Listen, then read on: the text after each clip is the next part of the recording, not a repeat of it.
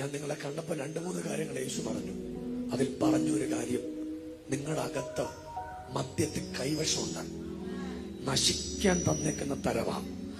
പിന്നെ ഗവൺമെന്റ് ജോലി കിട്ടാനായിട്ട് ആരേലും കൈവശം കൊടുക്കോടാ പന്നിമൂക്ക. നിനക്ക് വർഷങ്ങൾക്ക് മുൻപ് നിങ്ങളുടെ അകത്ത് ഇത് തന്നതാ.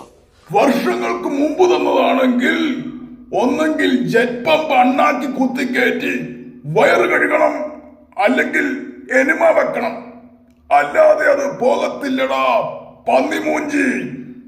ഈ വീട് വെച്ചത് ആർക്കും ഇഷ്ടപ്പെട്ടില്ല. അത് നീയെന്നല്ല, ലോകത്ത് ആര് വീട് വെച്ചാലും ആർക്കും ഇഷ്ടപ്പെടത്തില്ല.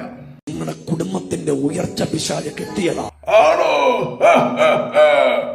കുടുംബത്തിന്റെ ഉയർച്ച പിശാച് കെട്ടിയതാണെങ്കിൽ ഈ നിൽക്കുന്ന 2 എണ്ണം ഇപ്പോൾ ശതകോടീശ്വരന്മാരായന്.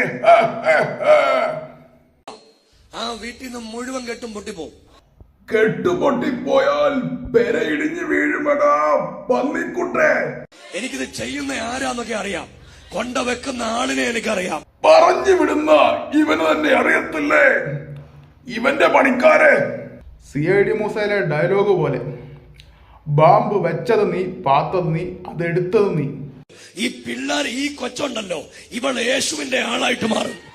നോട്ടീസ് കൊടുക്കുന്ന അടുത്ത എക്സിക്യൂട്ടീവ് ഓഫീസർ ദൈവം പറയുന്നത്, നിന്റെ വീട്ടിലോട്ട് കയറി വരുന്ന വഴിയുണ്ടല്ലോ, വഴിയ മുറ്റം, അതിന്റെ പടിക്കെട്ട്, എ പ്ലാച്ചർ വിത്ത് ഗൂഗിൾ മാപ്പ് ഇൻബിൽറ്റ്. ഇന്ന് രാവിലെ ആ ബന്ധനങ്ങൾ പൊട്ടാൻ പോവാ. ഇന്ന് രാവിലെ സൂര്യഭഗവാന്റെ താപകിരണങ്ങളേറ്റ് എല്ലാ ബന്ധനങ്ങളും പൊട്ടി. എന്നിട്ട് ക്രെഡിറ്റ് കർത്താവിന്. തകിട് വെക്കുന്നവര് സൂക്ഷിച്ചോണം, പിടിക്കപ്പെടും. തകിട് വെക്കുന്ന പണിക്കാരുടെ ശ്രദ്ധയ്ക്ക് തകിട് വെക്കുന്നതിനോടൊപ്പം തന്നെ നിങ്ങൾ നിങ്ങളുടെ സേഫ്റ്റിയും ഉറപ്പാക്കേണ്ടതാണ്. ആ ഭദ്രകാളിയുടെ രൂപം ഇല്ലയോ, ആ രൂപം എന്തിനാ കൊണ്ട് വെച്ചെന്നറിയോ? പറയട്ടെ, അത് ലവക്കിട്ട് പണിത പണിയാ. നിങ്ങളുടെ 2 കൂടെ തമ്മിത്തല്ലി തല കീറി പിണങ്ങിപ്പോണം അതിന് ചെയ്ത. നിന്റെയൊക്കെ വിഴുപ്പുകെട്ടെടുക്കാൻ വരുന്ന ഈ ദരിദ്രവാസികളെ തമ്മി തല്ലിച്ചിട്ട് വേണ്ട ദേവിക്ക് ജീവിക്കാൻ. നീയൊക്കെ വിളിക്കുന്ന ദൈവത്തിന് വേണ്ടി നീയൊക്കെ നോട്ടീസ് അടിച്ചിറങ്ങും, എന്നാലേ നിനക്കൊക്കെ ജീവിക്കാനൊക്കത്തുള്ളൂ.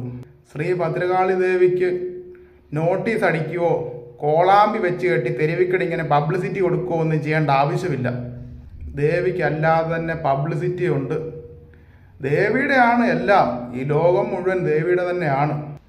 എങ്ങാണ്ട് കിടക്കുന്ന ദരിദ്രവാസികൾ 2 എണ്ണം യവന്മാരുടെ കപ്പയും ചീഞ്ഞ മീനും മാംസവും അനധികൃത മാർഗങ്ങളിലൂടെ ഉണ്ടാക്കുന്ന പൈസയും കണ്ടിട്ട് ഇവന്മാരുടെ പുറകെ മണം പിടിച്ചെഴുന്നള്ളി വന്നു.